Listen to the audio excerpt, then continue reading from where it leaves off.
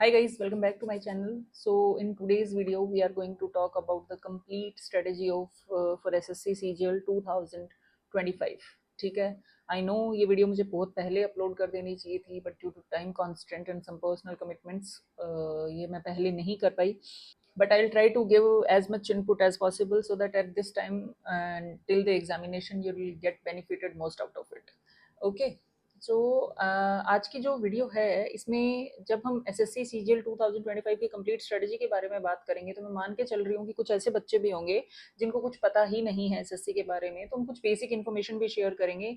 जिनको ये basic information नहीं चाहिए वो अपना स्किप करके आगे के पार्ट्स पे जा सकते हैं. ठीक है, चलिए चलिए शुरू करते हैं. ठीक है. So what is SSC CGL? So SSC CGL is staff selection commission combined graduate level examination. ठीक है. इसका मतलब क्या है कि जो एसएससी क्या है, जो स्टाफ सिलेक्शन कमीशन है वो बहुत सारे एग्जाम्स को कंडक्ट करता है, जिसमें से एसएससी सीजीएल का एग्जाम एक है. ठीक है. एसएससी सीजीएल के थ्रू आप बहुत अच्छी पोस्ट पे जाते हो, बहुत वैरायटी ऑफ पोस्ट पे जाते हो. अप्रोक्सीमेटली 60 to 65 पोस्ट कवर्ड हैं एसएससी सीजीएल के अंडर. 60 to 65 पोस्ट, वो बहुत बड़ा नंबर है. बहुत सारे वेरियस मिनिस्ट्रीज हैं, डिपार्टमेंट्स हैं, बहुत वास्ट हैं, जिसके बारे में हम आगे बात करेंगे. ठीक है. सो एसएससी सीजीएल क्या है? SSC CGL is conducted by the assessee, और एसएससी क्या है? एक गवर्नमेंट बॉडी है. ठीक है. और एसएससी जो क्या करती है, और भी बहुत सारे एग्जाम कंडक्ट करती है, जैसे कि SSC CPO, CHSL, MTS, stenographer, selection post etcetera. ठीक है. तो इसका मतलब क्या है? एसएससी सीपीओ क्या है? जो दिल्ली पुलिस और सीआरपीएफ, बीएसएफ, इनमें जो सिलेक्शन है एसएससी के थ्रू जिन पोस्ट पे हो सकता है वो होता है. CHSL combined higher secondary level exam होता है. ठीक है. जिसके तहत ये एलडीसी वगैरह की पोस्ट पे रिक्रूट करते हैं. और एमटीएस मल्टीटास्किंग स्टाफ होते हैं, जिसके थ्रू ये एमटीएस को रिक्रूट करते हैं. स्टेनोग्राफर्स के लिए अलग से एग्जाम होता है. तो इन सारे एग्जाम्स के बारे में हम बाद में बात करेंगे, बट ये एसएससी है जो इस तरह के सिमिलर एग्जाम्स और बहुत सारे एग्जाम्स भी कंडक्ट करती है. ठीक है. अब अगर मैं टेंटेटिव शेड्यूल की बात करूं कि एसएससी सीजीएल का एग्जाम जो है वो टेंटेटिवली कब हो जाएगा, अगर मैं उसकी बात करूं तो एसएससी सीजीएल का जो नोटिफिकेशन ओपनिंग डेट है वो जो कमीशन की वेबसाइट पे हाईलाइटेड है वो है 22 अप्रैल 2025. ठीक है. यानी कि 22 अप्रैल 2025 को फॉर्म भरने के लिए लिंक ओपन हो जाएगा, और आपको फॉर्म भरने के लिए अप्रोक्सीमेटली 1 मंथ का टाइम मिलता है, और इसकी क्लोजिंग डेट रहेगी 21 मई 2025. ठीक है. तो इस ड्यूरेशन में आपको वो फॉर्म भर देना है, और आपको लास्ट डेट के लिए तो बिल्कुल वेट नहीं करना है. आप कोशिश कीजिए कि आप स्टार्टिंग के दिनों में ही अपना फॉर्म भर दें, क्योंकि एसएससी सर्वर्स क्या होते हैं, ओवर बर्डन हो जाते हैं, और लास्ट के दिनों में एसएससी की वेबसाइट ठीक से काम नहीं करती है. दो इन्होंने एक नई वेबसाइट लॉन्च कर दी है, ssc.nic.in वाली जो पुरानी वेबसाइट थी उसको हटा के अब उन्होंने ssc.gov.in की एक नई वेबसाइट लॉन्च कर दी है. तो बट स्टिल प्रॉब्लम्स आती हैं, तो आप अपना रिस्क मत लीजिए. कोशिश कीजिए कि आप 5-10 दिन पहले ही अपना फॉर्म फिल कर दें. ठीक है. जो टेंटेटिव डेट्स इन्होंने डिक्लेयर करी है अपने एग्जाम कैलेंडर में वो जून से जुलाई 2025 है. आप मान के चलिए कि इस पीरियड में आपका एग्जाम हो जाएगा. तो अगर ये जून से जुलाई में पेपर होना है तो आज अप्रोक्सीमेटली 10 फरवरी हो गई है, तो उसके अकॉर्डिंगली अगर मैं बात करूं तो आपके पास कितना टाइम है? फरवरी के 10 दिन तो जा चुके हैं ऑलरेडी, 15-20 दिन फरवरी के बचे हैं, तो मार्च, अप्रैल, मई एंड जून मान के चलिए आप. ठीक है. तो अप्रोक्सीमेटली 4.5 मंथ्स हैं आपके पास एज ऑन डेट. ठीक है. तो आपको तैयारी आज से अप्रोक्सीमेटली 2-2.5 महीने पहले ही शुरू कर देनी चाहिए थी. जिसने कर दी है बहुत अच्छा है, जिसने नहीं करी है तो ऐसा नहीं है, डिसअपॉइंट मत हुई है, but okay, you have to put in extra efforts. ठीक है. वो बहुत जरूरी है, और ऐसा नहीं है कि आपका सिलेक्शन हो नहीं सकता. प्री के एग्जाम में आराम से हो जाएगा, और ये क्वालिफाइंग नेचर का आपके मार्क्स ऐड नहीं होंगे, तो विच is a very very good positive point. तो अगर आपने अब तक स्टार्ट नहीं करा और अब स्टार्ट करने वाले हैं तो भी कोई प्रॉब्लम नहीं है, बट हाँ, जिसने स्टार्ट कर दिया definitely they have a plus point. ठीक है. उसके बाद tentative dates for tier 2 examination की अगर मैं बात करूं तो मोस्टली तो 2025 के एंड तक हो जाना चाहिए, बट मैक्सिमम जनवरी 26 तक स्ट्रेच हो सकता है अगर बीच में किसी और एग्जाम को एसएससी को कंडक्ट करना पड़ गया तो. अदरवाइज आप मान के चलिए इस बार नवंबर या दिसंबर 2025 में एग्जाम हो जाएगा.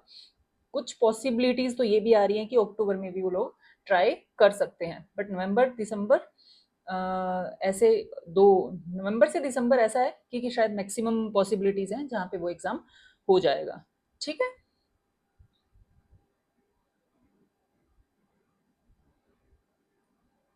चलिए, अब अगर मैं बात करूँ कि एसएससी सीजीएल जो है, जैसे मैंने आपको बताया कि अप्रोक्सिमेटली 60 के अराउंड इसमें पोस्ट आती हैं, ठीक है? तो कौन-कौन सी वो पोस्ट हैं जिसके थ्रू आप एसएससी सीजीएल में सिलेक्शन ले सकते हो, ठीक है? तो ये जो पे लेवल होता है ना, पे लेवल क्या होता है? डिफरेंट डिफरेंट पे लेवल्स होते हैं इसमें, ठीक है? तो पे लेवल 7 का मतलब है कि आप 4600 ग्रेड पे के अंदर आते हो। मैक्सिमम सैलरी जो ड्रॉ करती हैं वो पे लेवल 7 की पोस्ट ही ड्रॉ करती हैं, ठीक है? उसमें फर्दर प्रोफाइल्स जो हैं वो मैंने सेपरेटली डाले हैं, आप उसमें जाके दे सकते हो। कुछ पोस्ट ऐसी होती हैं जिसमें स्पेशल सिक्योरिटी अलाउंसेस भी मिलते हैं जो पॉसिबल थ्रेट्स देती हैं जो बंदा सर्विस में है उसको, तो वहाँ पे एसएसए भी मिलता है, ठीक है?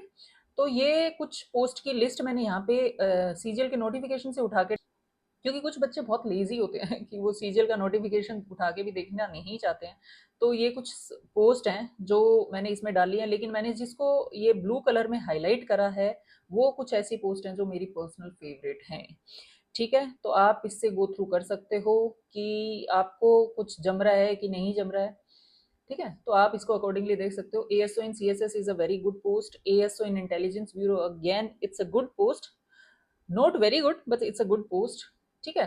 मिनिस्ट्री ऑफ रेलवेज में एएसओ की पोस्ट इसलिए मैं अच्छी बोल रही हूँ क्योंकि वहाँ पे प्रमोशन कंपैरेटिवली थोड़े अच्छे हैं, प्रमोशनल एस्पेक्ट अच्छे हैं, इसलिए ये पोस्ट अच्छी है। ASO in ministry of external affair is also again a premium post, ठीक है? For which you can go. Then again, income tax inspector in CBDT is a very good post. Then excise department, CBIC, all three posts are very, very, very good. Okay, you can also. Then again, AEO in ED is also a very good post. ठीक है, but इसमें क्या है, work pressure बहुत ज़्यादा है, ठीक है? पोस्ट बहुत अच्छी है लेकिन वर्क प्रेशर थोड़ा ज़्यादा है, तो आपकी फैमिली लाइफ थोड़ी बहुत अफेक्ट हो सकती है, तो if which is fine by you, तो ये भी बहुत अच्छी पोस्ट है। Again, sub inspector in CBI is also very good post. Then inspector in narcotics is also a very good post, ठीक है? फिर आते हैं हम पे लेवल, ठीक है? तो पे लेवल 6 का क्या मतलब है? पे लेवल 6 का मतलब है कि जो आपकी बेसिक होगी वो 35,400 रुपए से शुरू होगी, ठीक है?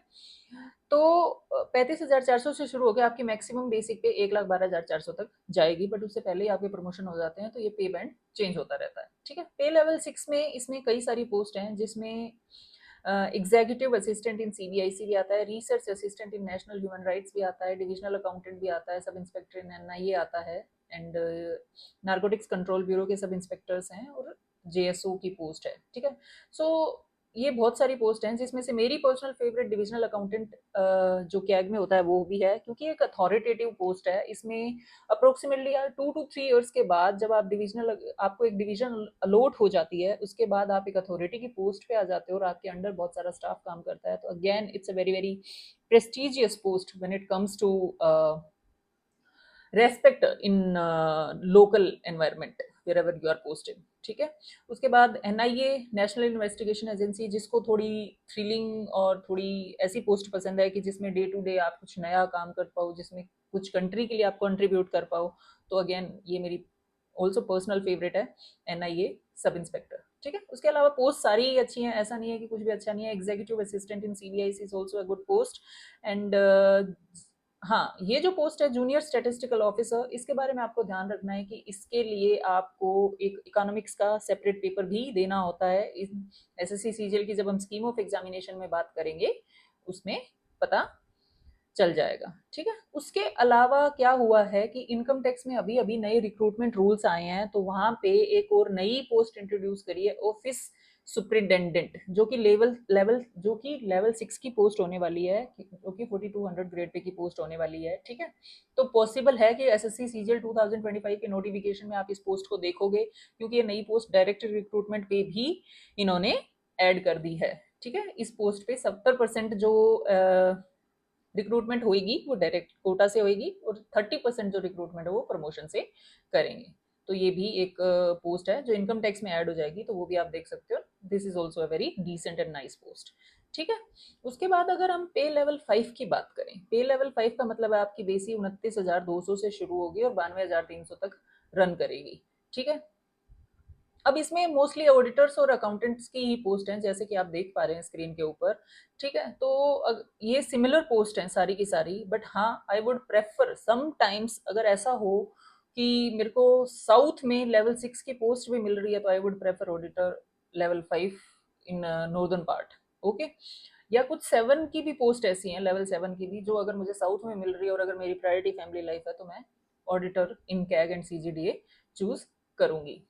ये दोनों ही बहुत अच्छी पोस्ट हैं, ठीक है। उसके अलावा जो दूसरी मिनिस्ट्रीज में कोई ऑडिटर्स और अकाउंटेंट्स हैं, वो भी बहुत अच्छी पोस्ट हैं, तो आप ये देख सकते हो। फिर उसके बाद लेवल 4 की जो पोस्ट आती है, उसमें 25,500 से आपकी सैलरी शुरू होती है बेसिक, ठीक है, जिसमें पोस्टल असिस्टेंट या सॉर्टिंग असिस्टेंट होते हैं, फिर सीनियर सेक्रेटरिएट असिस्टेंट होते हैं और यूडीसीज जिनको बोलते हैं, फिर सीनियर एडमिनिस्ट्रेटिव असिस्टेंट भी होते हैं, और टैक्स असिस्टेंट इन सीबीटीडी एंड सीबीआईसीज भी होते हैं, और सब इंस्पेक्टर इन नार्कोटिक्स भी होता है, ठीक है। अब ये देखिए कि इन इन लेवल 4 की पोस्ट में मैं बात करूं, तो मेरे हिसाब से जो आपको प्रायोरिटी देनी चाहिए, कुछ मिनिस्ट्रीज ऐसी हैं जिसमें यूडीसी की पोस्ट निकलती हैं, ठीक है, तो वो मिनिस्ट्री आप प्रेफर कर सकते हो ओवर एवरीथिंग एल्स, क्योंकि मिनिस्ट्री में आपके अगर अच्छे लिंक्स बनते हैं तो which gives you power, okay. तो वो भी एक बहुत ही अच्छी वेल कनेक्टेड जॉब होती है, ठीक है, तो मे बी आप वो चूज कर सकते हो। उसके अलावा टैक्स असिस्टेंट इन सीबीडीटी आज की डेट में आई वुड नॉट रेकमेंड कि आपको चूज करना चाहिए, क्योंकि न्यू आरआर के अकॉर्डिंग टैक्स असिस्टेंट को ओएस बनने के लिए मिनिमम 10 साल की सर्विस तो करनी पड़ेगी। उसके बाद जब वैकेंसी आएगी तब उसका प्रमोशन होगा, मिनिमम 10 ईयर्स के बाद, ठीक है। तो वो प्रमोशनल एस्पेक्ट बहुत अच्छा नहीं है, ठीक है। तो टैक्स असिस्टेंट इन सीबीडीटी की इस पोस्ट के बारे में आपको सोचना चाहिए, अगर आप फिल कर रहे हो तो, कि आप मैक्सिमम इसको पोस्टल असिस्टेंट से जरूर ऊपर रख सकते हो, और कुछ सीनियर एडमिनिस्ट्रेटिव पोस्ट और यूडीसी जो अच्छे डिपार्टमेंट्स में नहीं है उनसे ऊपर रख सकते हो, बट अब ये बहुत अच्छी पोस्ट, क्योंकि आपको इसमें 10 साल का मिनिमम टाइम लगेगा टीए से ओएस बनने में, और फिर 5 साल का मिनिमम टाइम लगेगा इंस्पेक्टर बनने में, यानी कि 15 years of minimum service is required जब तक आप इंस्पेक्टर बनोगे, ठीक है। और 15 मिनिमम है, जब वैकेंसी आएंगी तो ही आप प्रमोट होगे। आप सोचिए कि ओएस में भी 70% डायरेक्ट रिक्रूटमेंट है, सिर्फ 30% क्या करेंगे, वो सिर्फ और सिर्फ प्रमोशन से लेंगे, जो कि टीए भी बनेंगे ओएस, और जो कि स्टेनो की लाइन से भी ओएस आएंगे। तो आपको चूज करना है कि क्या आप उस लाइन में स्टिल जाना चाहते हो, बट हाँ आप उस पोस्ट को तब चूज कर सकते हो जब आपको फर्दर स्टडीज करनी हो और आपको पता हो, आपको 100% श्योर हो कि ठीक है हम दूसरा एग्जाम निकाल लेंगे, for time being only we are opting this post, then it's nice, okay. तो आप इसके बारे में भी सोच लीजिए। चलिए, अब अगर मैं एलिजिबिलिटी क्राइटेरिया की बात करूं, तो आपको मिनिमम ग्रेजुएट तो होना ही चाहिए, ठीक है, ग्रेजुएट होना बहुत जरूरी है। बट कुछ पोस्ट ऐसी हैं जिसमें एसएससी ने स्पेसिफिक एजुकेशनल क्वालिफिकेशन मेंशन की है, जैसे कि for the post of junior statistical officer, तो उसमें आपको क्या होना चाहिए, आपकी जो ग्रेजुएशन है वो at least 60% marks in mathematics eight 12% level होने चाहिए, या फिर क्या होना चाहिए, बैचलर डिग्री जो भी है किसी भी ऐसे सब्जेक्ट के साथ होनी चाहिए जिसमें स्टैटिस्टिक्स इन्वॉल्व हो, ठीक है। तो आप ये एजुकेशनल क्वालिफिकेशन का जो भी क्राइटेरिया है, अगर आप जेएसओ या स्टैटिस्टिकल इन्वेस्टिगेटर ग्रेड 2 या फिर इन पोस्ट के लिए जाना चाहते हो, तो आप ठीक से पढ़ लेना। अब आप अपनी स्क्रीन पे भी देख पा रहे हो, आप इस वीडियो को पॉज कर सकते हो और आप इसको यहाँ पे पढ़ सकते हो। कोई भी आपको डाउट हो, leave your query in the comment section और reach out on Instagram, I will respond, okay, ठीक है। चलिए, अगर मैं उसके बाद एलिजिबिलिटी क्राइटेरिया में एज क्राइटेरिया की बात करूं, तो वहां पे 18 टू 30 इयर्स का टाइम है, और कुछ पोस्ट में 27 इयर्स की भी कैप है, ठीक है। तो वो सारी आपको उधर ऊपर जो मैंने अभी आपको ये पीडीएफ दिखाई है, उसमें ऊपर मैंने सारा एज इट इज सीजीएल के नोटिफिकेशन से कॉपी पेस्ट किया था, उसमें सामने एज लिखी हुई है कि कुछ पोस्ट जो है वो 18 टू 30 इयर्स का अलाउ करती हैं और कुछ 27 इयर्स का अलाउ करती हैं। वो जो भी कैप है आप देख लीजिए। उसके अलावा ये है जनरल कैटेगरी के लिए, कुछ और कैटेगरीज हैं जिनको कुछ एज रिलैक्सेशन मिले हुए हैं, जैसे SC ST है तो उनको 5 साल का एज रिलैक्सेशन है। फॉर एग्जाम्पल, अगर जनरल वाले किसी भी पोस्ट के लिए सिर्फ 3 साल के लिए, सॉरी 30 इयर्स के लिए एलिजिबल है, तो SC ST कैंडिडेट 35 इयर्स तक उस पोस्ट के लिए एलिजिबल रहेगा। ओबीसी कैंडिडेट 33 इयर्स तक उस पोस्ट के लिए एलिजिबल रहेगा, ठीक है। PWBD unreserved 10 years. तो ये जो भी है एज क्राइटेरिया में जो भी रिलैक्सेशन है वो आप अपनी स्क्रीन पे देख सकते हैं। आप वीडियो को पॉज कीजिए और प्लीज गो थ्रू। अगर कोई भी डाउट हो then you let me know, ठीक है।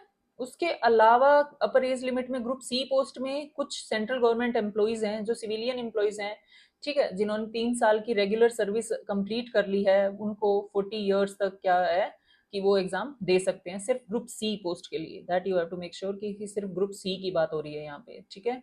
सेंट्रल गवर्नमेंट SC ST वाले कैंडिडेट हैं उनको 45 ईयर्स तक मिलेगा। उसके अलावा ये जो भी क्राइटेरियाज हैं you can see over here. Okay, pause the video and read.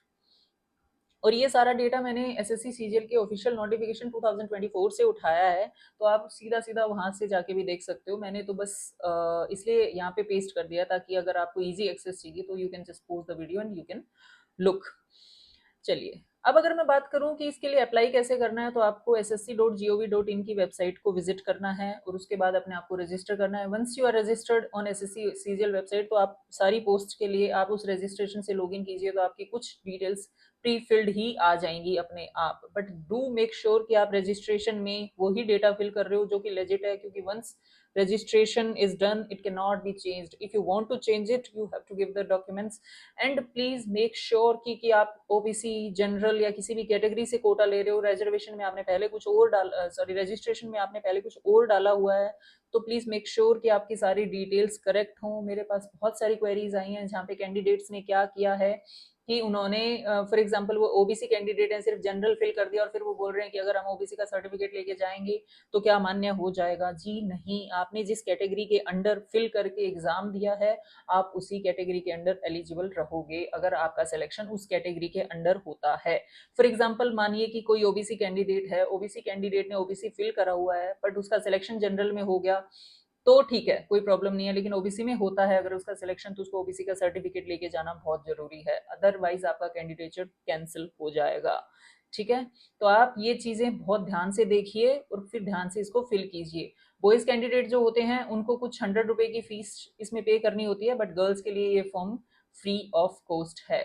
Okay, तो आप अप्लाई कर देंगे जैसे ही इसका फॉर्म आउट होता है। Do not wait for the last minute, आप जितना जल्दी हो सके अपना फॉर्म फिल कीजिए और कंप्लीट कीजिए। और इसमें जो आपका सिग्नेचर और फोटोग्राफ जो आप अपलोड करते हैं, photograph specifically do read all the instruction, what is being said, what is their requirement, कि उनको क्या क्या चाहिए। क्योंकि बहुत सारे कैंडिडेट मेरे पास ऐसी भी क्वेरीज आ रही है कि वो सिर्फ फोटोग्राफ्स अपलोड प्रॉब्लम की वजह से अपीयर ही नहीं हो पाए हैं, सो विच इज अनएक्सेप्टेबल। अगर आप एक अच्छे कैंडिडेट हो, आप अच्छी तैयारी कर रहे हो और उसके बाद आपकी किसी ऐसी गलती की वजह से अगर आप एग्जाम में नहीं अपीयर हो पाते हो, so that is very disappointing. Okay, so don't do any such mistake. आप पहले पढ़ लीजिए कि क्या फोटो की रिक्वायरमेंट है। आजकल तो SSC लाइव फोटोज भी कैप्चर करवा रहा है, but still you read all the instruction before filling the form. कोई प्रॉब्लम है तो do reach out to somebody who has all that relevant information. Alright, don't do any mistake। आप अपना form बहुत तरीके से भी भरिए, ठीक है। चलिए, so once the application is done, तो अगर हम बात करें स्कीम ऑफ एग्जामिनेशन की, ठीक है, कि एग्जाम किस पैटर्न पे होता है, कैसे होता है, ठीक है। तो ये जो SSC का एग्जाम है इसमें टोटल 2 एग्जाम होते हैं, एक प्री यानी कि टीयर 1 होता है और एक मेंस यानी कि टीयर 2 होता है, ठीक है। तो टीयर 1 होता है वो सिर्फ क्वालिफाइंग होता है, और जो टीयर 2 होता है वो ही आपका मेन सिलेक्शन में जो जो भी जो टीयर 2 होता है वो आपका मेरिट डिसाइडिंग एग्जाम होता है। इसका मतलब सिर्फ टीयर 2 के बेस पे ही आपका सिलेक्शन होता है। चलिए एक एक करके हम इन दोनों के बारे में बात करते हैं। तो जो टीयर 1 एग्जामिनेशन है वो ऑब्जेक्टिव टाइप होता है, मल्टीपल चॉइस क्वेश्चंस आते हैं, आपको राइट आंसर टिक करना होता है, ठीक है। ऑनलाइन मोड में होते हैं ये सारे एग्जाम। तो टीयर 1 एग्जाम होता है उसमें अगेन 4 सब्जेक्ट आते हैं। First general intelligence and reasoning, second is general awareness, third is quantitative aptitude and fourth is English comprehension, ठीक है। सबके 25-25 क्वेश्चंस आते हैं और हर क्वेश्चन 2 नंबर का होता है, तो 50-50 मार्क्स के हो जाते हैं। टोटल 200 मार्क्स का आपका एग्जाम होता है। टोटल आपको 1 घंटे का टाइम मिलता है। अगर आप स्पेशली एबल्ड कैंडिडेट हो तो आपको 20 मिनट्स एक्स्ट्रा मिलते हैं, ठीक है। अगर आप कोई क्वेश्चन अटेम्प्ट करते हो और वो सही है तो आपको 2 नंबर मिलेंगे, अगर वो गलत है तो 0.50 की नेगेटिव मार्किंग भी होती है, और अगर आप अटेम्प्ट नहीं करते हो तो कोई प्रॉब्लम नहीं है, ठीक है। So you have to make sure कि आप जिस आंसर को जानते हो आप उसी को टिक कीजिए। अगर आप 50% श्योर हो और you are confused between 2 options only, then you may take chances, but तुक्के नहीं मारने हैं। अगर आपको चारों ही ऑप्शंस के बारे में कुछ अता पता नहीं है और उसके बाद आप तुक्के मार रहे हो, so that would not be right approach. Okay, तो आपको इस बात का ध्यान रखना है। चलिए, उसके बाद जब आप टीयर 1 का एग्जाम दे देते हो, तो जब टीयर 1 का रिजल्ट डिक्लेयर होता है तो उसमें कट ऑफ जाती है। मिनिमम क्वालिफिकेशन तो जरूरी होती है, देखिए, ठीक है। तो 33% मार्क्स तो मिनिमम क्राइटेरिया है, लेकिन उसके बाद उनको, जैसे फॉर एग्जाम्पल मानो कि टोटल वैकेंसी, टेंटेटिव वैकेंसीज जो आती है वो 10,000 है, तो मोस्टली वो 10 टाइम्स कैंडिडेट को क्वालिफाई करते हैं। तो 1 लाख कैंडिडेट जो टॉप 1 लाख होते हैं, वो उन्हीं कैंडिडेट्स को उठाते हैं, तो उसी के बेसिस पे कट ऑफ जाती है। उस कट ऑफ को क्वालिफाई करना जरूरी होता है। तो कोशिश कीजिए कि आजकल टीयर 1 में एटलीस्ट आप 150 प्लस का स्कोर करें। लेकिन एग्जाम का लेवल बहुत डिफिकल्ट नहीं होता है, बेसिक एग्जाम्स होते हैं, ऐसा कुछ नहीं है जो आपने पढ़ा सुना नहीं होता है एक्सेप्ट जीके, ठीक है। तो जीके में जो बच्चा अच्छा कर जाएगा वो सिलेक्शन में डेफिनेटली क्वालिफाई कर जाएगा। सब्जेक्ट टू मैथमेटिक्स, रीजनिंग और इंग्लिश बाकी सब बच्चों के इक्वली आप मान के चलते हो, ठीक है, क्योंकि GK is the differentiating agent in the SSC CGL as on date, differentiating subject in the SSC CGL as on date. Okay, चलिए, डेफिनेटली हम इसके बारे में इलेबोरेटली बात करेंगे, बट अभी आगे बढ़ते हैं। चलिए, तो अगर मैं अब टीयर 2 की स्कीम की बात करूं, तो उसमें क्या होते हैं, टोटल 3 सेशंस होते हैं। सेशन 1 होता है, सॉरी, जो अगर मैं टीयर 2 की बात करूं तो वो क्या होगा, 2 सेशन में होगा, सेशन 1 एंड सेशन 2। सेशन 1 में आपका ऑब्जेक्टिव टाइप एग्जाम होगा और सेशन 2 में वो आपका टाइपिंग टेस्ट लेते हैं, ठीक है। तो सेशन 1 की अगर मैं बात करूं तो सेशन 1 में अगेन 3 सेक्शन बने होते हैं। सेक्शन 1 होता है जिसके अंदर आपको क्या करना होता है, मैथमेटिकल एबिलिटीज यानी कि क्वांटिटेटिव एप्टीट्यूड और रीजनिंग, दो सेक्शंस को कवर करना होता है। दोनों के 30-30 मार्क्स, 30-30 क्वेश्चंस होते हैं और हर क्वेश्चन 3 नंबर का होता है। टोटल 180 मार्क्स का ये पेपर होता है। सिर्फ सेक्शन 1 की मैं बात कर रही हूँ, ठीक है। और इसको कंप्लीट करने के लिए आपको 1 आवर मिलता है। तो जब आप ऑनलाइन एग्जाम स्टार्ट करते हो तो आपका फर्स्ट सेक्शन ऑटोमेटिकली अपीयर हो जाता है, ठीक है। Once that time is over तो आप सेक्शन 2 पे ऑटोमेटिकली स्विच कर जाते हो, ठीक है। डिफरेंटली एबल्ड कैंडिडेट्स को 20 मिनट्स एक्स्ट्रा मिलेंगे। अब ये सेक्शन है ना, ये सेक्शन बहुत इंपॉर्टेंट सेक्शन है, ठीक है। क्यों क्यों इंपॉर्टेंट सेक्शन है ये, क्योंकि ये जो 60 क्वेश्चंस है ना, यहाँ पे आपकी अटेम्प्टेशन स्पीड विद एक्यूरेसी बहुत इंपॉर्टेंट है। 60 के 60 क्वेश्चन सब बच्चों को आते होंगे, ठीक है, जिसने तैयारी करी होगी ऑनेस्टली। बट कुछ बच्चे स्पीड से करके इन 60 मिनट में ये 60 क्वेश्चन कर लेते हैं, लेकिन कुछ नहीं कर पाते हैं, ठीक है। तो वहां ही डिफरेंस आना शुरू हो जाता है। तो ये एक ऐसा सेक्शन है जहाँ पे आप 60 आउट ऑफ 60 क्वेश्चन करेक्ट कर सकते हो। यहाँ पे आप चांसेस नहीं ले सकते और अफोर्ड नहीं कर सकते कि आपका कुछ भी गलत हो, क्योंकि जीके एक ऐसा सब्जेक्ट है जहाँ पे पॉसिबल है कि आपने जो पढ़ा है वो आ गया हो, लेकिन ये भी पॉसिबल है कि आपने कुछ ना पढ़ा हो वहां से भी आ गया हो, तो आप उस पर रिलाई नहीं कर सकते। So these 2 subjects are reliable subject जहाँ पे गलती का स्कोप आपको मिनिमाइज करना पड़ेगा और आपको अपने मार्क्स यहाँ पे मैक्सिमाइज करने पड़ेंगे, सो that you can get your selection straight. Okay, चलिए नेक्स्ट अगर मैं बात करूं तो सेक्शन 2 है। सेक्शन 2 में इंग्लिश लैंग्वेज आती है जिसके 45 क्वेश्चंस होते हैं और दूसरा आता है जीके जिसके 25 क्वेश्चंस होते हैं, ठीक है। तो वही अगेन हर क्वेश्चन 3 मार्क्स का होता है और ये सेक्शन टोटल 210 मार्क्स का होता है, ठीक है। तो इसमें इंग्लिश लैंग्वेज जो होती है ना, उसमें कॉम्प्रीहेंशन आते हैं, 2 से 3 पैसेजेस आ जाते हैं। फिर उसके बाद ग्रामर ग्रामर आती है, बेसिक एक्टिव पैसिव आते हैं, रिपोर्टेड स्पीच आती है, सिनोनिम्स आते हैं, एंटोनिम्स आते हैं, प्रपोजिशंस आते हैं, ये सारी चीजें आती हैं। तो ये बेसिक इंग्लिश आती है। इसमें इंग्लिश में ऐसी कोई रॉकेट साइंस नहीं है। एसएससी सीजीएल के अगर आप पुराने पेपर उठा के देखोगे तो एसएससी सीजीएल के पेपर्स जो होते हैं वो 12th स्टैंडर्ड के बच्चे के हिसाब से ही बनते हैं। ग्रेजुएट इनकी क्वालिफिकेशन जरूर है, लेकिन इनका जो लेवल है वो ग्रेजुएट लेवल का नहीं है। एज ऑन डेट तो यही सिनेरियो है। अगर 25 में कुछ चेंज कर दें तो बात अलग है, बट आपको अपनी प्रेपरेशन ग्रेजुएट लेवल के हिसाब से ही करनी है, ठीक है। उसके बाद सेक्शन 3 जो होता है उसमें आपके कंप्यूटर नॉलेज टेस्ट करते हैं, जिसमें टोटल 20 क्वेश्चन आते हैं। अगेन 3 मार्क्स का ईच क्वेश्चन होता है और टोटल 60 मार्क्स के क्वेश्चन आते हैं। अब जो ये सेक्शन 3 होता है ना, सेक्शन 3 सिर्फ क्वालिफाइंग है। इसके मार्क्स जो होते हैं आपके फाइनल रिजल्ट में ऐड नहीं होते हैं, बट इसको क्वालिफाई करना जरूरी है। अगर आप इसको क्वालिफाई नहीं करते हो और आप रैंक 1 भी लेके आ जाते हो इन टर्म्स ऑफ मार्क्स, तो भी आपका सिलेक्शन नहीं होगा। अब 2024 के रिजल्ट से जब मैं गो थ्रू कर रही थी तो कुछ बच्चे ऐसे हैं जिन्होंने 350 प्लस भी स्कोर करा है या 340 330 प्लस स्कोर करा है, which is a very very good score and their selection is 100% sure. But उनका जो कंप्यूटर वाला सेक्शन है वो क्वालिफाई नहीं कर पा रहे हैं, कंप्यूटर्स में वो फेल हो गए हैं। तो ये उनकी बहुत बड़ी गलती है कि उन्होंने सिर्फ और सिर्फ उन्हीं सब्जेक्ट्स पे ध्यान दिया जो स्कोर में मैटर करते थे, बट वो क्वालिफिकेशन, बेसिक मिनिमम क्वालिफिकेशन वाले सब्जेक्ट को भूल गए या उन्होंने उसको अंडर एस्टिमेट कर लिया कि may be control C control B तरह के ही क्वेश्चन पूछे जाएंगे and they can easily do it. No, you cannot think that you have to put in your 100% efforts because you don't know कि उस particular subject में कौन से 20 questions उठा के वो दे देंगे, और आपको qualify करना अगर उसको must है to get your selection straight, तो आप उस सब्जेक्ट को लाइटली नहीं ले सकते। ठीक है, उसके अलावा जो ओवरऑल कट ऑफ होती है उसके अलावा इसमें सेक्शनल कट ऑफ भी आपको क्वालिफाई करना बहुत जरूरी है, सेक्शन 1 की सेपरेटली और सेक्शन 2 की सेपरेटली। ठीक है, तो आप सेक्शनल कट ऑफ भी क्वालिफाई करिए, आप ओवरऑल कट ऑफ भी क्वालिफाई करिए, तब जाके आपका सिलेक्शन होता है। एंड कंप्यूटर्स को भी आपको क्वालिफाई करना जरूरी है।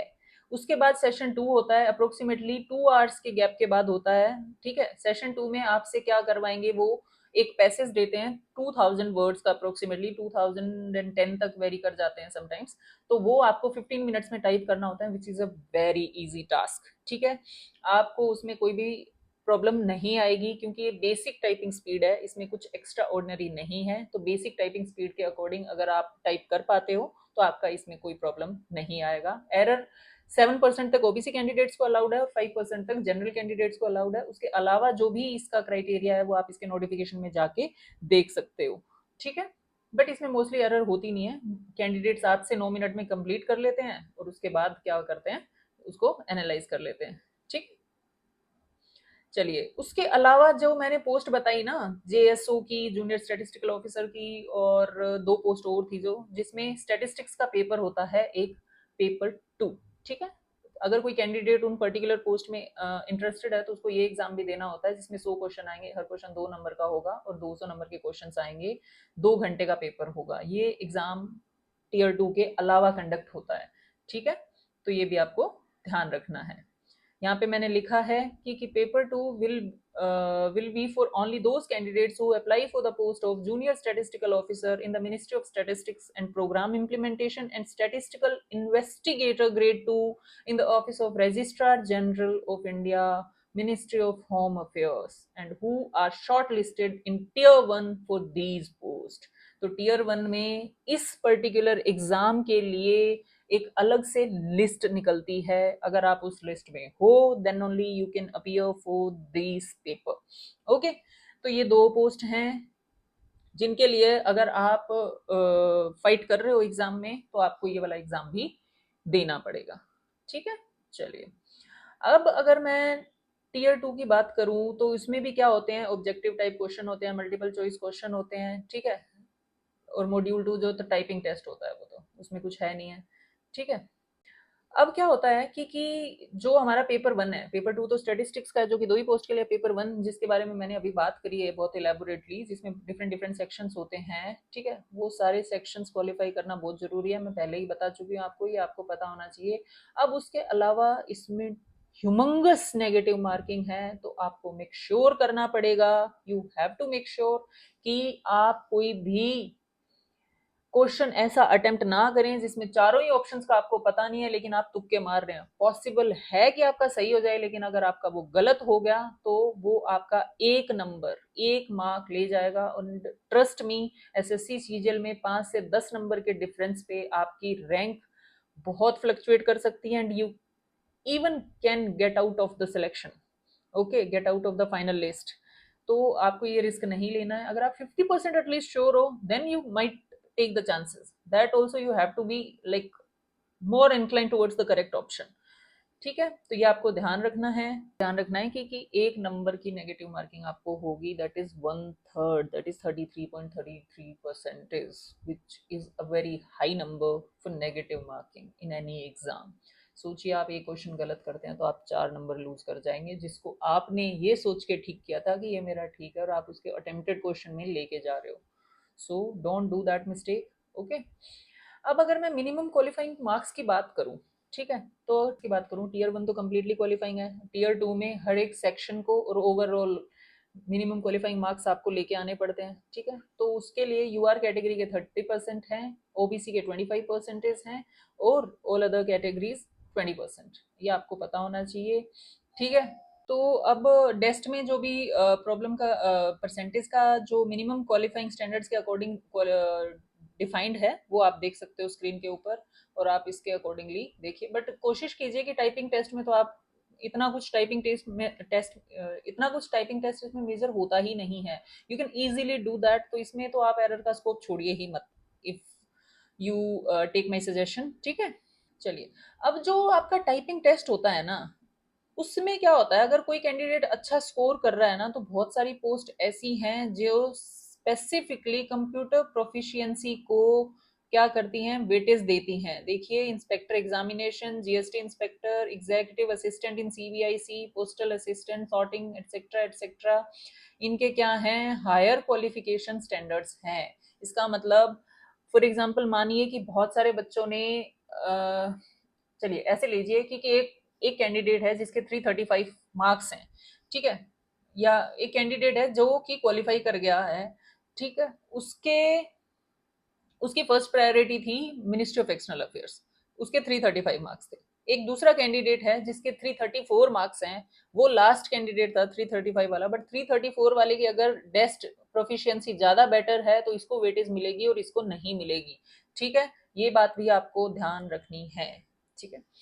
तो ये कुछ हैं जो कंप्यूटर प्रोफिशिएंसी प्रेस्क्राइब्ड हैं, जिसमें हायर क्वालिफाइंग स्टैंडर्ड्स होते हैं as compare to other post, ठीक है। तो सारा कुछ मिला के आपकी कट ऑफ डिसाइड होती है, तो आपको ये सब चीजें पता होनी चाहिए। आप you can pause the video here and you can read it. Why I have copy pasted it here from the notification is, क्योंकि आप वहां पे अच्छे से पढ़ते नहीं हो कि कौन कौन सी पोस्ट के लिए आपके लिए सीपीटी मैंडेटरी है और कौन कौन सी पोस्ट में सीपीटी होता है, ठीक है। तो आपको पता होना चाहिए, क्योंकि आपको सेम ही क्वेश्चन फिर बार बार पूछने की किसी से भी जरूरत नहीं पड़ेगी, ठीक है।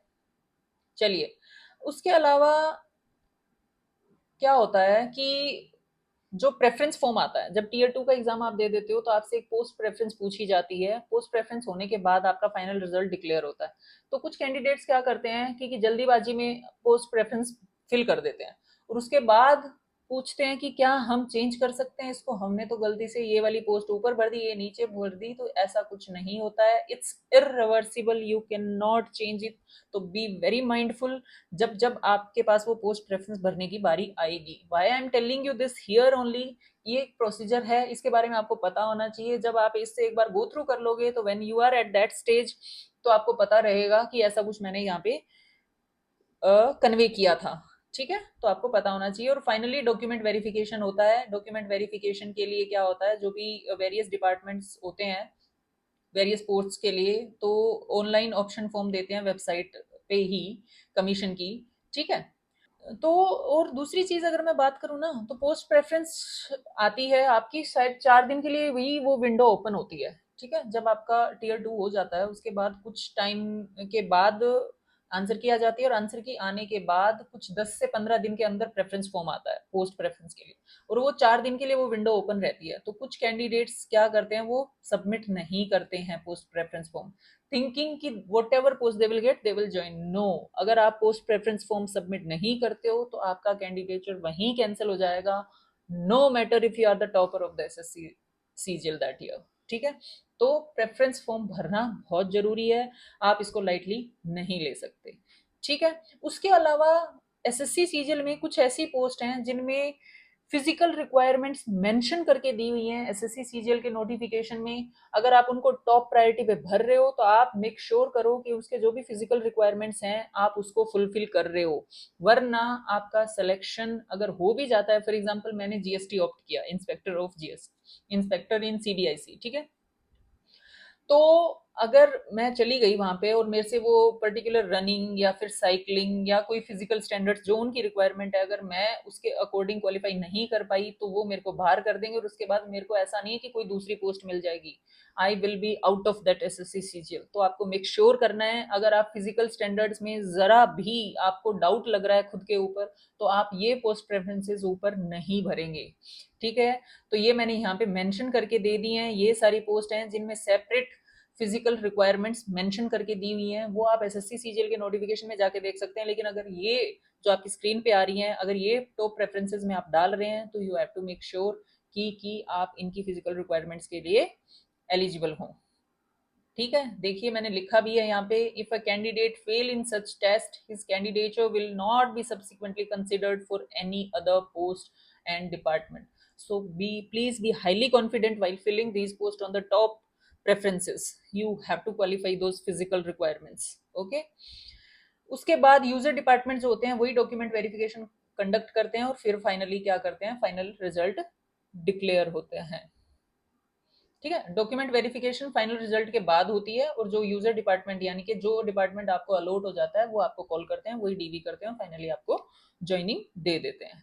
चलिए, तो ये सारा था एसएससी सीजीएल के प्रोसीजर के बारे में। क्या एसएससी सीजीएल है, कैसे उसके एग्जाम होते हैं, क्या बाद में होता है, क्या पहले होता है, what is dos what is don'ts. ठीक है, होपफुली मैंने ये सारी इन्फॉर्मेशन आपको दे दी हो जो जो आपको रिक्वायर्ड है। उसके अलावा अगर आपको स्टिल कोई क्वेरीज हैं, कोई डाउट्स हैं, तो आप कमेंट सेक्शन में मुझसे पूछिए, मैं डेफिनेटली उसको रिस्पॉन्ड करूंगी। अगर आप कमेंट सेक्शन में नहीं पूछ सकते, then go to my Instagram handle, वहाँ पे आप अपनी क्वेरीज छोड़ दीजिए। मैं जब जब मुझे टाइम मिलेगा I will definitely respond to that. Okay, so please make sure कि आप अपने सारे डाउट्स क्लियर करके चल रहे हो।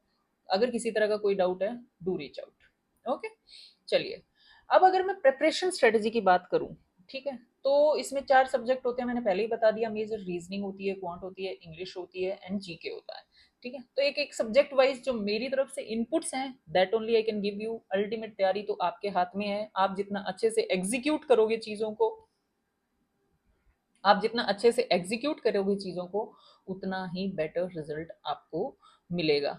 ठीक है, तो चलिए अब हम बात करते हैं रीजनिंग की। रीजनिंग में हम बात करते हैं सबसे पहले रिक्वायरमेंट ऑफ द सब्जेक्ट। ठीक है, अब जो एसएससी है उसका रीजनिंग जो है वो easy to moderate difficulty level का होता है। ठीक है, यानी कि अगर आपने किसी ने भी बैंकिंग का पेपर दिया होगा तो उसकी रीजनिंग बहुत डिफिकल्ट आती है। ठीक है, तो कंपैरेटिवली जो एसएससी की रीजनिंग है वो या तो इजियर लेवल पे होती है, और 1 या 2 क्वेश्चन 3 क्वेश्चन मॉडरेट लेवल पे चले जाते हैं। तो इजी टू मॉडरेट आप बोल सकते हो, और वैसे भी रीजनिंग का सिंपल है, अगर आपको हिट कर गया उस टाइम तो हिट कर गया, otherwise leave that question and move on, that is the best strategy. ठीक है, चलिए, तो अब इजी टू मॉडरेट लेवल का ये भी होता है कि समटाइम्स बच्चा ओवर कॉन्फिडेंस में भी गलत कर देता है। ठीक है, कि स्टार्टिंग की 2 कुछ पैटर्न दिख गया और उसके बाद उसने प्रिजम्पशन ले लिया, और उसके बाद जम्प्ड टू द कंक्लूजन कि ठीक है, what ever I have thought that will B correct only. और जो एसएससी यही चाहता है, जो स्टार्टिंग के 2 में आपने पैटर्न देख लिया है, वो ऑप्शन आपको डेफिनेटली मिलेगा ही मिलेगा। सो मेक श्योर कि हर जगह वो पैटर्न फॉलो हो रहा हो। अब सब्जेक्ट वाइज वैसे तो इंडिविजुअल कैंडिडेट की अपनी रिक्वायरमेंट्स होती हैं, हर बच्चे की अपनी एक अप्रोच होती है, अपनी कैपेसिटी होती है, अपनी कैपेबिलिटीज होती हैं कि उसको उस पर्टिकुलर सब्जेक्ट को कैसे पढ़ना है। लेकिन मैंने भी यही एग्जाम दिया है और मैंने इसको क्वालिफाई भी करा है, and I am not saying that I am very very very bright student, I am a normal student. ठीक है, जिसमें क्या है कि ये होना चाहिए कि आपको जहाँ हार्ड वर्क की जरूरत है वहाँ ही हार्ड वर्क डालिए। आप अगर स्मार्ट वर्क से कोई चीज़ हो सकती है तो put that smart effort there and get the desired result out of it. तो अप्रोच फॉर द सब्जेक्ट में मैंने ये स्पेसिफिकली ये पॉइंट इसीलिए लिखा है क्योंकि जरूरी नहीं है कि आप इसकी कोचिंग क्लासेस लो, जरूरी नहीं है कि आप इसको स्पेसिफिकली किसी कोचिंग क्लास में जाके टाइम इन्वेस्ट करके पैसा इन्वेस्ट करके पढ़ो। ठीक है, रीजनिंग के लिए, सिर्फ रीजनिंग के लिए आपके प्रीवियस ईयर के जो भी सारे क्वेश्चंस हैं, अगर आप वो सॉल्व कर लेते हो उसके अलावा मोक्स आप देते हो, मोक्स कब क्या कैसे देना है वो आगे हम बात करेंगे। मोक्स देते हो तो वो मोर देन सफिशिएंट हैं, ठीक है। जितने भी टाइप ऑफ क्वेश्चन सीजीएल पूछता है वो सारे इसमें कवर हो जाते हैं, और वो ऐसे कोई भी क्वेश्चन या टॉपिक नहीं है जो आप खुद से सिर्फ क्वेश्चंस के थ्रू ना कर सको। फॉर एग्जाम्पल मान लो कि आपको किसी टाइप ऑफ क्वेश्चन में मल्टीपल टाइम्स दिक्कत आ रही है, तो आप सिर्फ वो पर्टिकुलर जो टॉपिक है ना, या तो उसको किसी टीचर की यूट्यूब वीडियो से देख लो, या तो किसी नोट से पढ़ लो, या तो किसी बुक को रेफर कर लो। तो इतना wide variety of content available है आजकल ऑनलाइन प्लेटफॉर्म्स पे कि आपको किसी पर्टिकुलर ऑफलाइन कोचिंग की जरूरत फॉर रीजनिंग एटलीस्ट नहीं है, ठीक है। That's my personal opinion. बाकी चॉइस आपकी है, आप अपने हिसाब से देखिए कि आपको क्या लगता है कि मैं रीजनिंग में कहाँ स्टैंड कर रहा हूँ। तो नॉर्मल कैंडिडेट के लिए मुझे नहीं लगता, आई मीन मुझे नहीं लगता कि अगर कोई डिसेंट तैयारी कर रहा है तो उसको जरूरत पड़ेगी। बाकी अगर आपको लग रहा है रिक्वायरमेंट है तो you can always go for offline coachings, ठीक है। अगर कोई प्रॉब्लमेटिक टॉपिक लग रहा है तो आप उस पर्टिकुलर टॉपिक की यूट्यूब वीडियो देख सकते हैं, ठीक है। अगर आप कोचिंग स्टूडेंट हैं तो आप उस पर्टिकुलर टीचर के पास जाके भी उस पर्टिकुलर प्रॉब्लम को भी पूछ सकते हैं, ठीक है।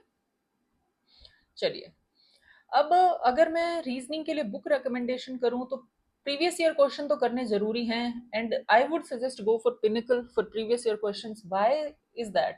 क्योंकि किरण की भी बुक्स आती हैं, but I would rather trust pinnacle, क्योंकि उसमें एरर्स कम होती हैं। बट ऐसा नहीं है कि किरण भी बहुत अच्छी बुक है, बट उसमें थोड़ी एरर्स ज़्यादा होती हैं, थोड़े आंसर्स गलत ज़्यादा दिए होते हैं।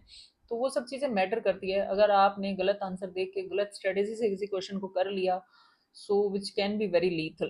So Pinnacle is a good book. अगर किसी के पास किरण है और वो पढ़ रहा है तो वो भी ठीक है। अगर आपको कोई क्वेश्चन डाउटफुल लगे कि आपको लगे यही आंसर होना चाहिए था, स्टिल इन्होंने कुछ और दे रखा है, so stand by your answer, ठीक है। आप किसी टीचर से या किसी से कंसल्ट करे बिना अपने आंसर को चेंज मत कीजिए इफ यू आर 100% श्योर, ठीक है। उसके अलावा अगर ये नहीं है तो कोई भी बुक जो आपने ऑलरेडी स्टार्ट कर दी हो, क्योंकि कुछ बच्चों ने ऑलरेडी तैयारी स्टार्ट कर दिया, वो भी फाइन है, बट एक ही बुक से स्टिक कीजिए।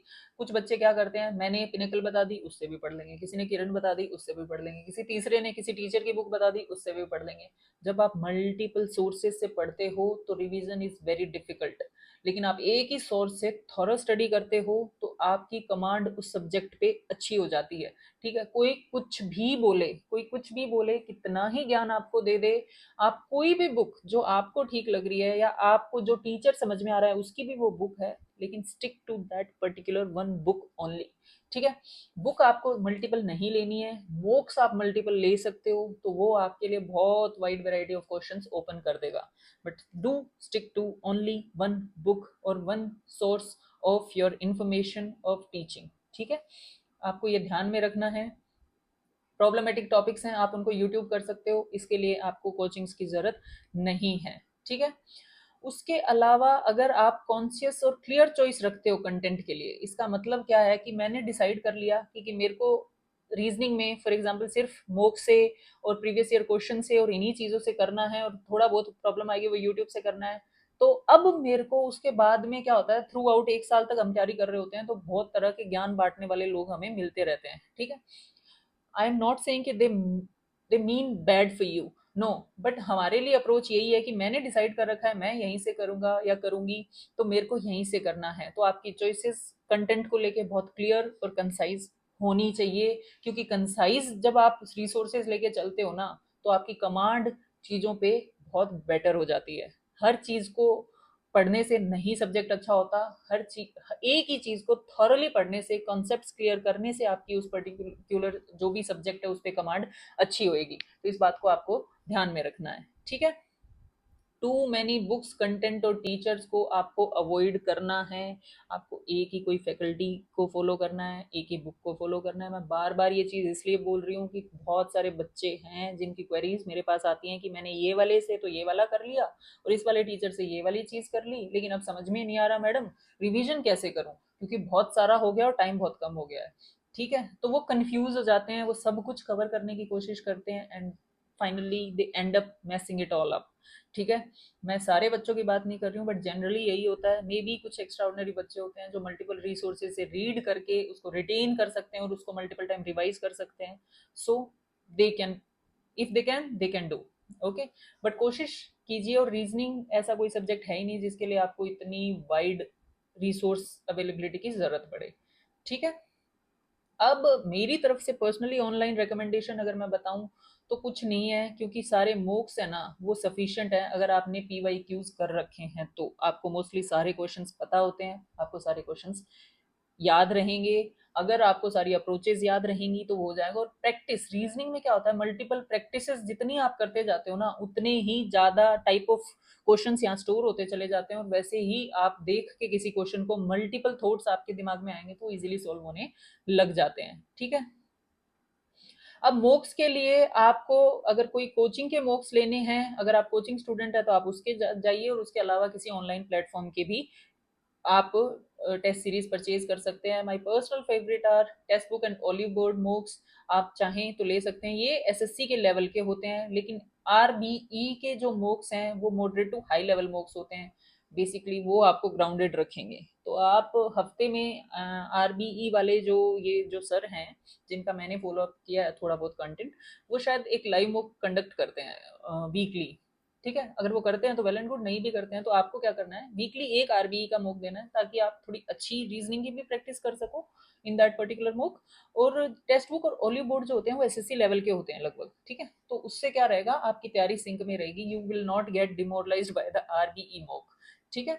अगर आप आरबीई और उन दोनों में अच्छा कर रहे हो तो your confidence will be a lot better, ठीक है। So that is my only important platform, that is my only online platform suggestion. उसके अलावा अगर आपकी कुछ पर्सनल आपने शॉर्टलिस्ट कर रखे हैं ऑलरेडी तो वो भी सही हैं। ये सिर्फ मैंने जिससे गो थ्रू किया, मुझे जो ठीक लगा वो मैंने सिर्फ रिकमेंड किया है। जरूरी नहीं है कि आप ये ही ब्लाइंडली फॉलो करें। अगर आपने ऑलरेडी कुछ शॉर्टलिस्ट कर रखा है, डू गो फॉर दैट, ठीक है।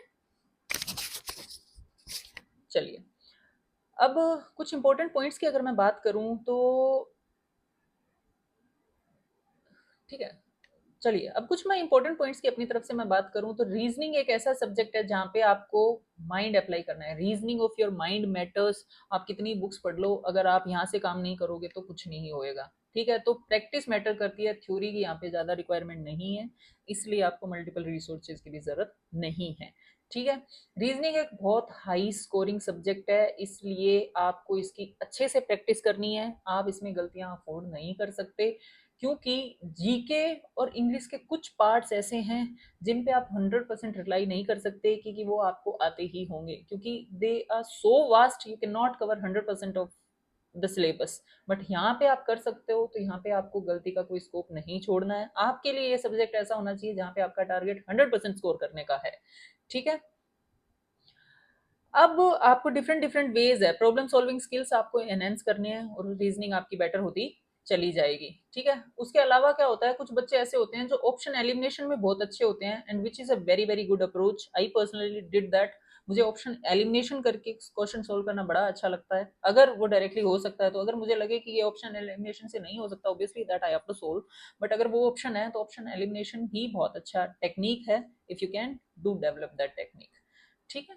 तो ये था मेरी तरफ से रीजनिंग के लिए। इसमें फर्दर आपको कोई भी इंफॉर्मेशन और चाहिए, कोई भी और चीजें रिक्वायर्ड है, आप प्लीज मुझे कमेंट सेक्शन में पूछिए, I will respond to that, ठीक है। चलिए, अब अगर मैं जीके की बात करूं, जीके जनरल नॉलेज ये बहुत वास्ट है यार, बहुत ही वास्ट है। आप कितना मर्जी कवर कर लो, कुछ तो छूट ही जाता है, ठीक है।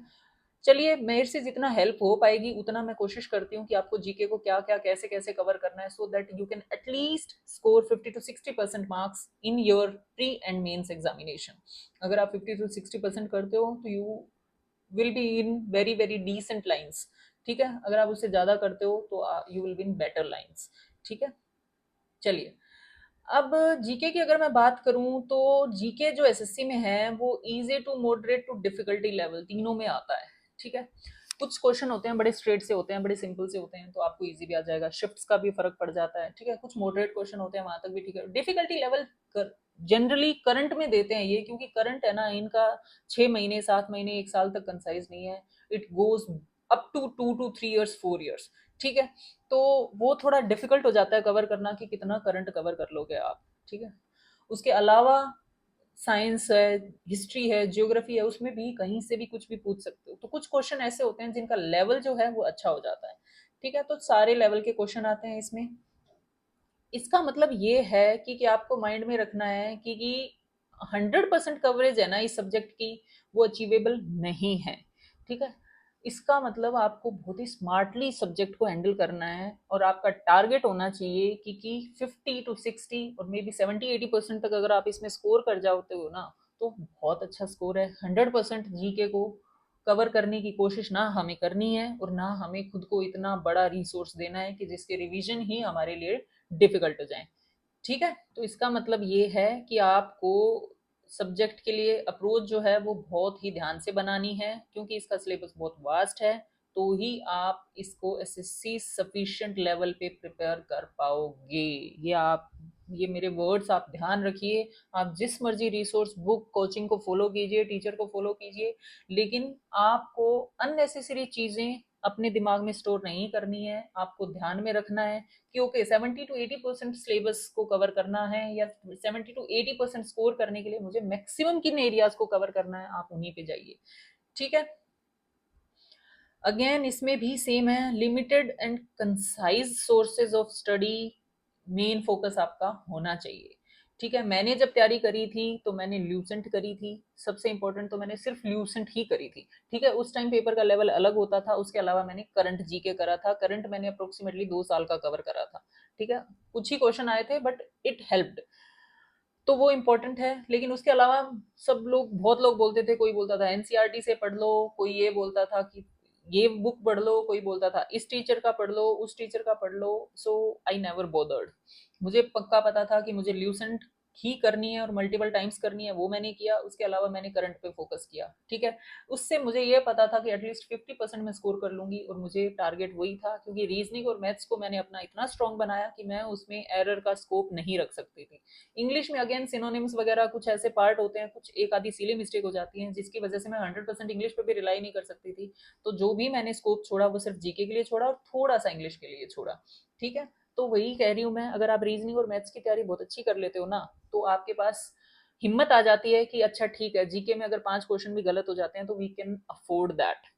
ठीक है, वो बहुत जरूरी है। तो आपको ये देखना है कि जहाँ पे सब लोग अच्छा कर रहे हैं वहां पे एटलीस्ट आप लैक ना करें। जीके सबके लिए प्रॉब्लमेटिक पार्ट है। अगेन थोड़ा लक बेस्ड भी होता है कि फॉर एग्जाम्पल मैंने हिस्ट्री में 5 टॉपिक पढ़े, आपने 5 टॉपिक पढ़े, लेकिन क्वेश्चन ऐसे आ गए जो पांचों ही उन टॉपिक्स हैं जो मैंने पढ़े हैं, तो वो लक भी काम आ जाता है समटाइम्स। बट मोस्टली ऐसा होता है कि जो आपने पढ़ा है, जो मैंने पढ़ा है, उसमें से 50-50% ही रहेगा।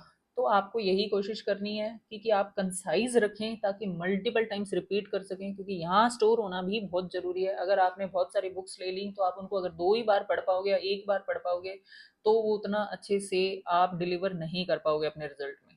तो इस बात का आपको ध्यान रखना है। अब इसमें रिवीजन का डेडिकेशन बहुत इंपॉर्टेंट है जीके में। Multiple times you have to revise, 10 to 20 times आपका रिवीजन हो जाना चाहिए। अब ये आई नो साउंड बहुत ज़्यादा करेगा, लेकिन आपकी जो कैपेसिटी है उसके अकॉर्डिंग आप देख लीजिए, एटलीस्ट 5 बार तो होना ही चाहिए। लेकिन why I am saying 10 times is क्योंकि वहाँ पे एग्जाम प्रेशर में गलतियां हो जाती हैं। ठीक है, और जितनी बार आप इसको रिवाइज करोगे ना, आपका कॉन्फिडेंस जीके को लेके उतना ही बढ़ता जाएगा, क्योंकि जीके के क्वेश्चन समटाइम ऑप्शन एलिमिनेशन से भी हो जाते हैं। तो अगर आपने जो पढ़ा है वो आपका सारा यहाँ स्टोर्ड है ना, तो कुछ ऑप्शन आप उस नॉलेज के बेस पे एलिमिनेट कर सकते हो, तो उस पर्टिकुलर क्वेश्चन को आप आंसर कर देते हो, जिस क्वेश्चन का डायरेक्ट आंसर आपको पता ही नहीं था। तो ये बहुत जरूरी है। कोशिश कीजिए as many time as you can revise, लेकिन मिनिमम 5 बार तो आप कोशिश कीजिए कि आप रिवाइज कर लें।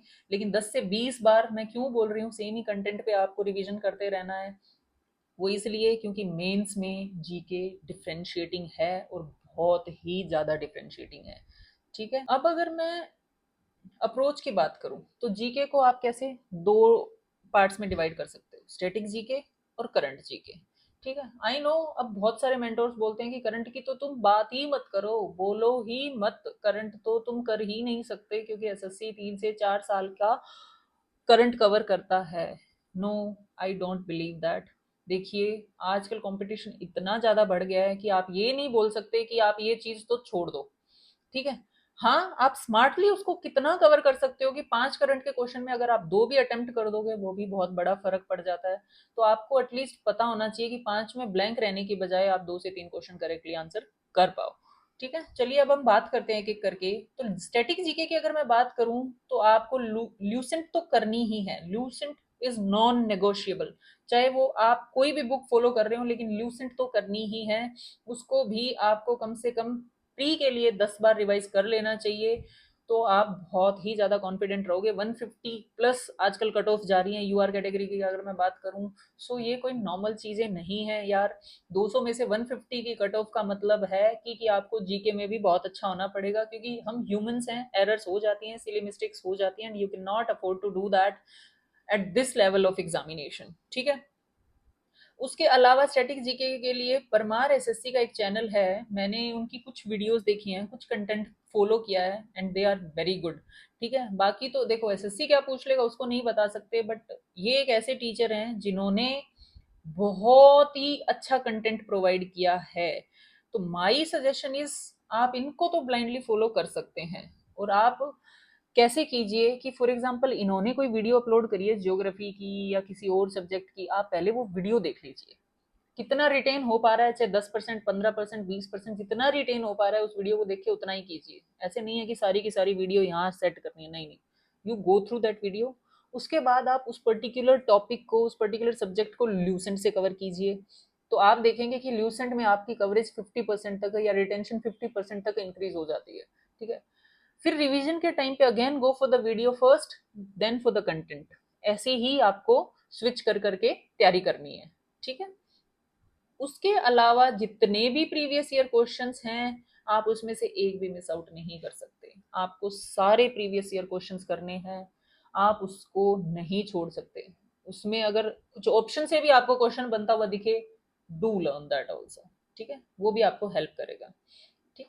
उसके अलावा मैंने बता ही दिया कि परमार एसएससी की वीडियो आपको लूसेंट कवरेज में बहुत हेल्प करेगी। अगर आपको ठीक लगे ये सजेशन तो आप एक सब्जेक्ट के लिए फॉलो करके देखिए। अगर आपको हेल्प हो जाती है तो वेरी गुड, अगर नहीं हो पाती है तो आप छोड़ सकते हैं, कोई प्रॉब्लम नहीं है। ठीक है। उसके अलावा आप इस प्रोसीजर को रिपीट कितना मर्जी कर लीजिए, वो कम ही रहेगा। ठीक है। You will always get new information while revision. ऐसा होगा ही नहीं कि रिटेंशन आपके कुछ तो बढ़ ही रहा होता है। ठीक है। तो आप जितनी बार रिवाइज कर सकते हैं उतनी बार कीजिए, वो कम ही होगा। अब अगर मैं करंट जीके की बात करूं तो एसएससी जो है 3 से 4 साल का जो भी करंट है वो पूछ रही है। I know that's difficult to go through entirely. ठीक है। इसका मतलब है कि आपको उसमें से फिल्टर करना पड़ेगा। कि इसका मतलब है कि आपको मेजरली तो स्टेटिक पे फॉलो करना है, लेकिन जो भी मेजर इवेंट्स हैं, हैपनिंग्स हैं, अपॉइंटमेंट्स हैं पिछले 3 से 4 साल में, यानी कि देखिए एक तो गवर्नमेंट सेम रह रही है इतने सालों में, तो करंट आपसे पीछे का पूछा जाएगा, मान के चलिए ये। ठीक है। तो इस गवर्नमेंट ने कौन सी मेजर स्कीम्स लॉन्च करी हैं, क्या मेजर रिफॉर्म्स करे हैं, क्या जैसे फॉर एग्जांपल स्पेस में हमने अचीवमेंट्स करी हैं, या इंटरनेशनल लेवल पे हमने क्या अचीव करा है, इंटरनेशनल लेवल पे कुछ हो रहा है वो हमें कैसे अफेक्ट कर गया, क्या मेजर अपॉइंटमेंट्स रही हैं। तो इस तरह का जो मेजर इवेंट होता है ना, आपको उसको कवर करना पड़ेगा। You can not fail at those questions जिसका आपको साफ साफ पता है। फॉर एग्जांपल अब कोई डीमोनेटाइजेशन का क्वेश्चन उठ के आ जाता है आपके लिए, अगर आप उसको गलत करते हो तो दैट्स नॉट एक्सेप्टेबल, क्योंकि डीमोनेटाइजेशन इतना बड़ा इवेंट था। अगर आपको उसके बारे में नहीं पता है तो that means you are lacking that seriousness for the exam that is required in today's SSC. तो ये मैं आपको कन्वे करना चाह रही हूँ कि मेजर सिनेरियोज आपको कवर करने पड़ेंगे। एटलीस्ट 3-4 साल पहले के तो आपको कवर करने ही पड़ेंगे। उसके अलावा इस गवर्नमेंट ने, पर्टिकुलर गवर्नमेंट ने मेजरली क्या क्या किया है वो भी आपको देखना पड़ेगा। I know it sounds too much, but you have to do it. Right now you are having time. Do include this part of current GK in your whatever timeline you are following, but आपको without fail ये करना पड़ेगा। ठीक है। चलिए, again मैंने जैसे बता दिया, मेजर स्कीम्स जो भी हैं, अचीवमेंट है कंट्री की ग्लोबल लेवल पे, वो सारे आपको करने हैं। और ये सारे इंडिकेटिव सजेशंस हैं। आपको अपनी स्ट्रेटेजी बनानी पड़ेगी कि करंट में आप कैसे कैसे क्या क्या कवर कर सकते हो, जो आपको बहुत ज़्यादा ना लगे, बट आपका कॉन्फिडेंस रहे कि करंट आपने बड़ा अच्छा कर रखा है। ऐसे वाली चीज़ है। कोई भी हेल्प चाहिए, कोई भी आपको ऐसा लगे कि हाँ मेरे को समझ नहीं आ रहा है ये वाले में टॉपिक में या इस पर्टिकुलर एरिया में मैं कैसे करूँ, do leave your query in the comment section. I'll definitely respond to that. ठीक है।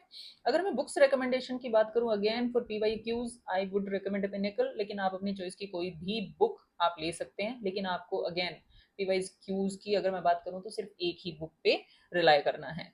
ल्यूसेंट, ये नॉन नेगोशिएबल है, ये बुक तो आपको विदाउट फेल लेनी ही है और इसको आपको करना ही है। Parmar SSC in online platform is my personal favourite, but again जरूरी नहीं है कि जो जिस टीचर का सुन के मेरे को अच्छा लगा आपको भी लगे। आपको जिस भी टीचर का या जिसका भी समझ में आता है आप उसको भी फॉलो कर सकते हैं। इसमें भी सेम चीज है, कंसाइज और क्लियर चॉइस होनी चाहिए आपके पास, कंटेंट की मल्टीपल चीजें नहीं होनी चाहिए, वो ही स्मार्ट अप्रोच है जीके को कवर करने के लिए। ठीक है, तो आपको पता होना चाहिए बहुत सारे कंटेंट बुक्स और टीचर्स को आपको फॉलो नहीं करना है। That's my suggestion. उसके अलावा ऑनलाइन प्लेटफॉर्म की रिकमेंडेशन मैंने दे दी। उसके अलावा वही RBE के मॉक्स तो आपको करने ही हैं, ये तो सब में ही चलेंगे, और टेक्स्ट बुक और ओलिव बोर्ड के भी मॉक्स आपको करने हैं। ठीक है, उसके अलावा जो भी मॉक्स आप करो, कोचिंग के स्टूडेंट हो तो कोचिंग के मॉक्स भी ले लो, उसके अलावा टेक्स्ट बुक ओलिव बोर्ड के ले लो, सारे ले लो, वो तो सफिशिएंट रहेगा। अब अगर मैं बात करूं तो जीके इतना वास्ट है ना यार, आप पूरा सिलेबस चाह के भी कंप्लीट नहीं कर सकते। Even in UPSC people struggle to cover entire syllabus, so that's not possible. So you have to decide कि आप एसएससी के हिसाब से कितना और क्या पढ़ें कि आपको 60-70% मार्क्स अचीव करने में कोई प्रॉब्लम ना हो। ठीक है, तो उसके लिए आपको ये माइंड में क्लियर होना चाहिए कि आप सब कुछ नहीं पढ़ सकते हो, लेकिन आपने जो एक रिसोर्स या दो रिसोर्स आपने फाइनलाइज करे हैं, आपको उन सेम रिसोर्सेज को मल्टीपल टाइम्स पढ़ना है, सो दैट आप 35 से 45 का स्कोर कर पाए। इसके अंदर प्री की बात हो रही है यहाँ पे, तो 35 से 45 का स्कोर कर पाए तो वो बहुत अच्छा स्कोर है, बहुत ही अच्छा स्कोर है। ठीक है, तो आपको इसी उसके साथ पढ़ाई करनी है कि भाई 100% तो नहीं कर सकते, लेकिन हाँ जितना करेंगे उतना इतने अच्छे से करेंगे कि उसमें से कुछ भी आ गया तो हम छोड़ेंगे नहीं। ठीक है, तो वो अप्रोच बहुत ज़रूरी है। अगेन ये हाईली स्कोरिंग सब्जेक्ट है अगर आपने सेम ही रिसोर्सेज से मल्टीपल टाइम्स पढ़ाई करी है तो।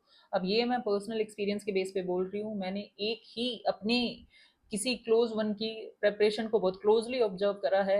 सेम रिसोर्सेज से पढ़ाई आपको बेनिफिट करती है, rather than if you go through multiple resources, तो आपके माइंड में रिटेंशन नहीं रह पाती है चीज़ों की।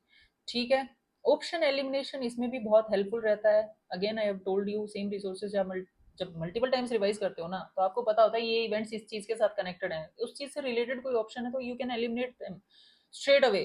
तो आप उस क्वेश्चन को भी आंसर कर सकते हो, माइट बी पॉसिबल कि जिसका स्ट्रेट आंसर आपको पता भी नहीं था।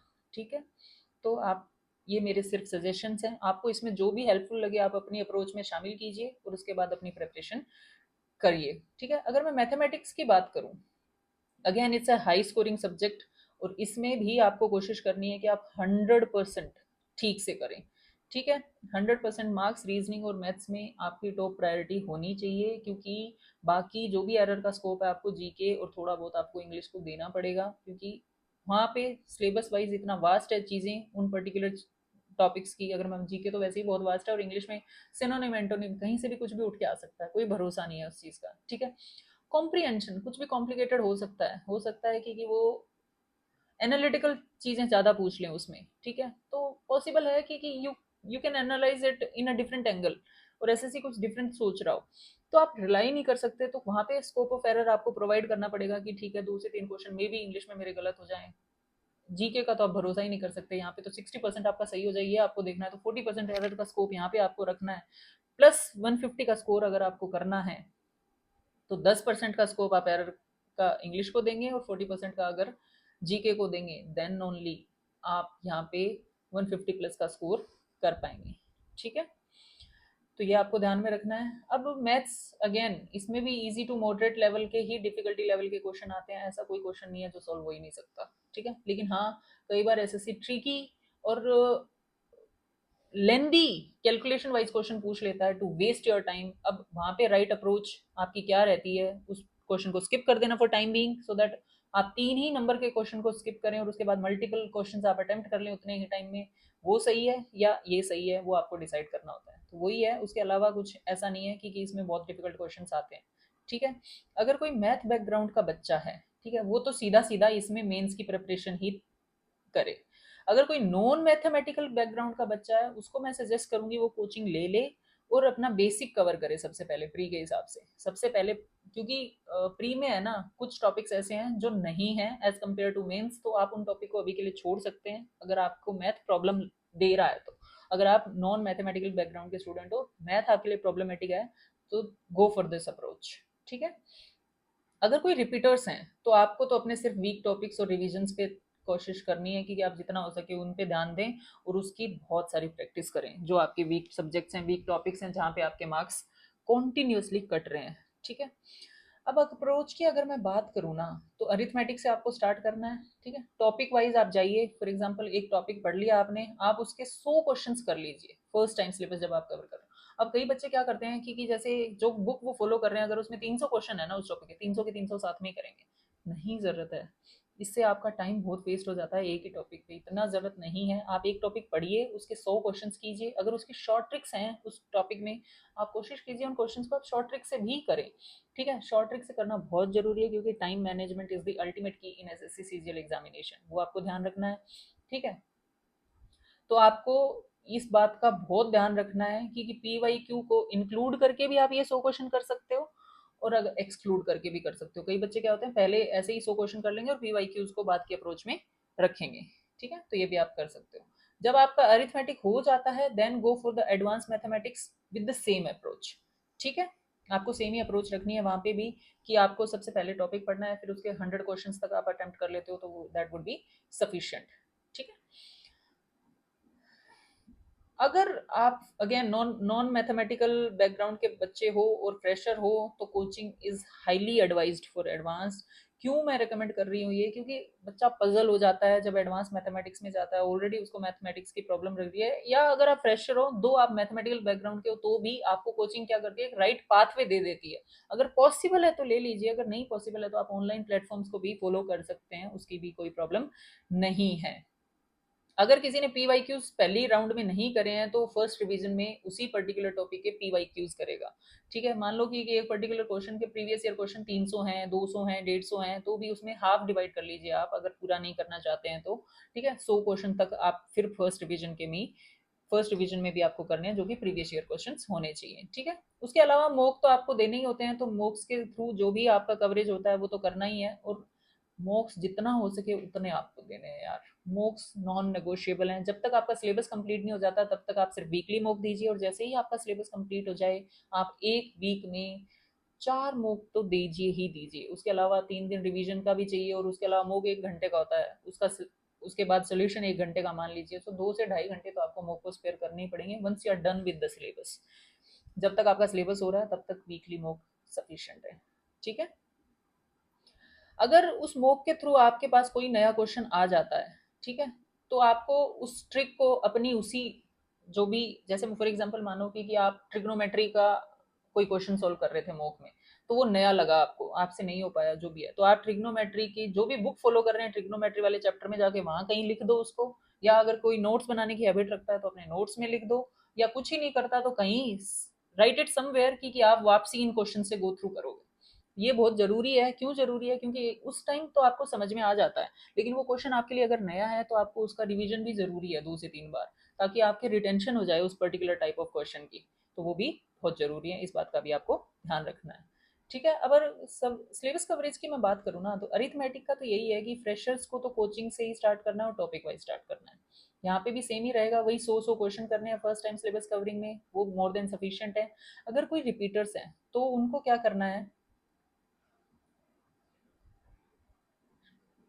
रिपीटर्स हैं तो उनको क्या करना है, उनके लिए तो थ्योरी पार्ट में तो दिक्कत है ही नहीं ना। थ्योरी पार्ट तो they can just go through कि हाँ ठीक है ठीक है ठीक है ठीक है, ये सब चीजें थी।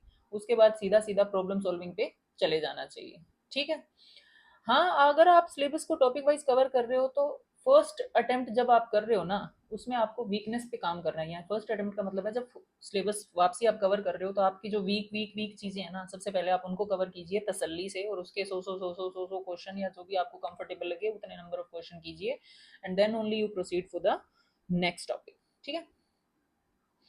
अब जब आपको 15-20 दिन हो जाते हैं उस टॉपिक को कंप्लीट किए हुए, तो स्टार्ट रिवीजन। वो भी बहुत जरूरी है। यानी कि मान लो फॉर एग्जांपल मैंने तैयारी शुरू करी एसएससी सीजीएल के लिए 1 जनवरी को, तो 20 जनवरी एंड ऑनवर्ड्स मेरे को पीछे से वापसी अपना जो भी है रिवीजन स्टार्ट भी कर देना चाहिए side by side, daily 1 to 2 hour 3 hour इसको डेडिकेट करना है रिवीजन को, और बाकी नए टॉपिक्स भी पढ़ते चले जाना है।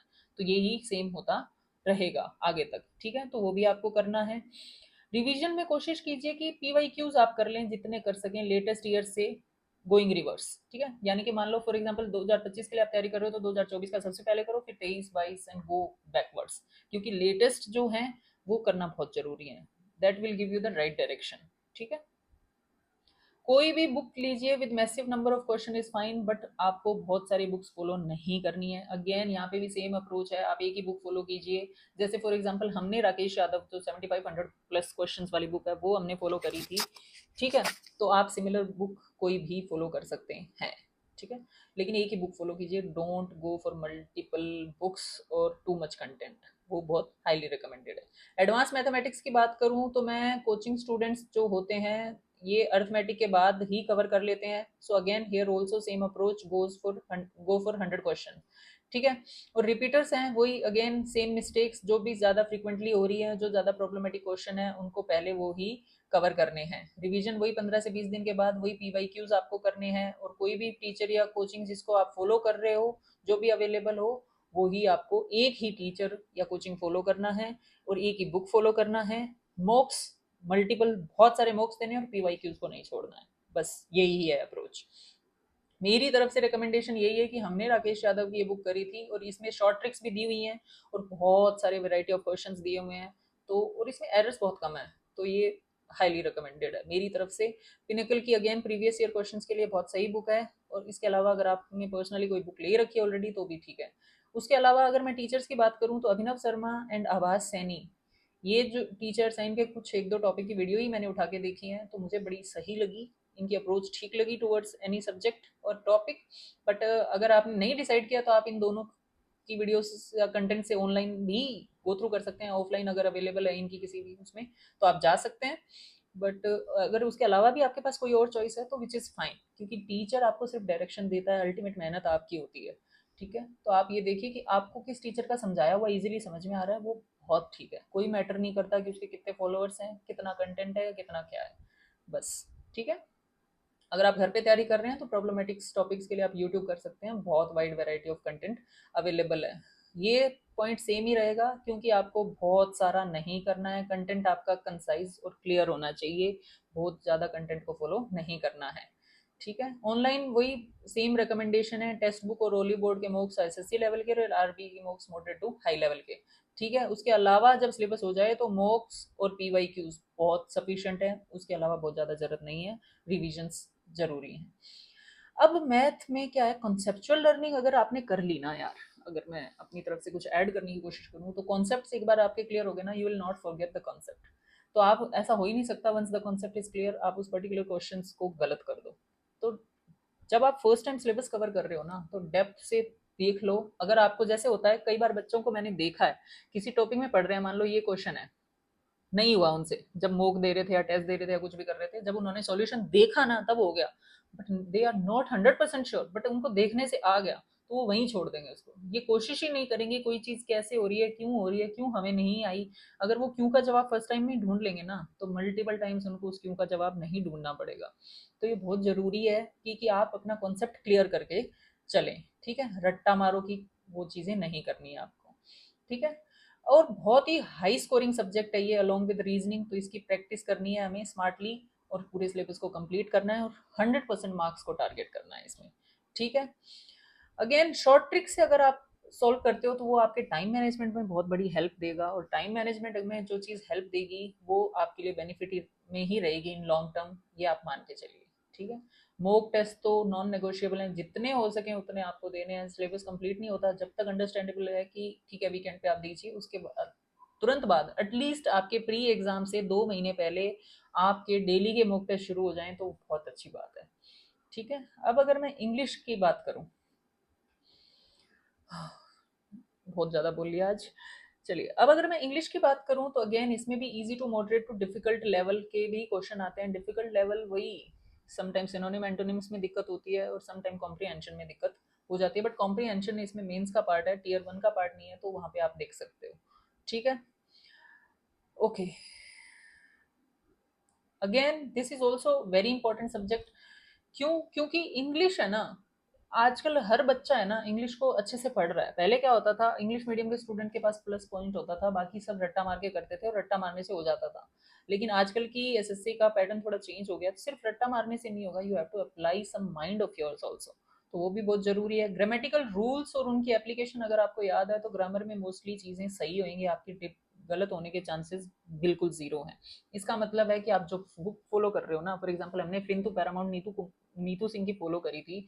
इसका मतलब ये है कि हमने उस बुक को जितनी बार पढ़ा ना, उतनी बार हमें एक नया कॉन्सेप्ट सीखने को मिल रहा था, इतनी बार हम कुछ नया सीख रहे थे। तो आपके लिए बहुत ज़रूरी है कि आप मल्टीपल रिविजन्स करो सेम कंटेंट के। तो वो बहुत ही ज़रूरी है, नॉन नेगोशिएबल है, आपको इस बात को ध्यान रखना है। उसके अलावा आप कोशिश कीजिए कि जो भी कॉम्प्रीहेंशन है ना, उसके लिए रीडिंग ऑफ न्यूज़पेपर की हैबिट अभी से डाल लें। अरे यार 15-20 मिनट सुबह सुबह उठ के अगर आप कोई कॉम्प्रीहेंशन वाइज, यानी कि कोई भी एडिटोरियल का एक पार्ट या कुछ भी अच्छी न्यूज़ का कोई भी पार्ट पढ़ लेंगे, जहाँ पे सिर्फ जस्ट रीड, नॉट सेइंग कि आपको हर वर्ड का मतलब पता होना चाहिए या आपको समझ में आ जाना चाहिए आपने क्या पढ़ा है, जस्ट रीड। ठीक है, वो हैबिट जरूरी है, ताकि आप जब मेंस में भी जब जाके पढ़ो तो आपको ये ना लगे कि कुछ क्या पढ़ रहा हूँ मैं, इतनी ज़्यादा इंग्लिश पढ़ रहा हूँ या पढ़ रही हूँ। तो वो आपको डिफिकल्टी नहीं लगेगी। Just read for 15 minutes daily newspaper. ठीक है, ऑनलाइन आजकल तो सब अवेलेबल है, आपको ऑफलाइन मोड से भी मंगाने की जरूरत नहीं है, तो आप इजीली अचीव कर सकते हो ये चीज़। तो ठीक है। सिनोनिम एंटोनिम्स के लिए आपको रूट वर्ड अगर याद है ना यार, वो बड़ी हेल्प करेंगे। मेरे को बड़ी हेल्प करी थी, मैंने नॉर्मन ल्यूइस की जो वर्ड पावर मेड इजी की बुक है ना, उसके रूट वर्ड्स यानी कि उसके सारे चैप्टर से गो थ्रू बहुत अच्छे से किया था। तो मेरे को रूट वर्ड्स की वजह से ऑप्शन एलिमिनेशन में बहुत हेल्प हुई थी। आई डोंट नो कि आपको हेल्प करेगा कि नहीं करेगा, तो आप पढ़ के देखिए उसको, एक चैप्टर डेली का कर लीजिए। 60 62 65 चैप्टर हैं, आपके 2 महीने में कवर भी हो जाएंगे। बट हाँ, इसका जो इफेक्ट है, इसका जो रिजल्ट है, वो बहुत अच्छा रहेगा। तो आप कोशिश कीजिए, गिव इट अ ट्राई। अगर नहीं हो पाता तो कोई बात नहीं। ठीक है, अप्रोच में यही है कि टॉपिक वाइज वही रीडिंग करनी है आपको, उसके बाद वही 100 क्वेश्चन उस टॉपिक के, जैसे मान लो रिपोर्टेड स्पीच पढ़ ली, 100 क्वेश्चन उसके कर लो, सेम वही करना है। ठीक है, simultaneously keep reading for better understanding of comprehension, वो भी ज़रूरी है। फर्स्ट टाइम रिवीजन कर रहे हो तो वही पीवाईक्यूज को आपको देखना है। उसके बाद कंटेंट को लिमिटेड रखना है, एक टीचर को फॉलो करना है, चाहे किसी को भी करो।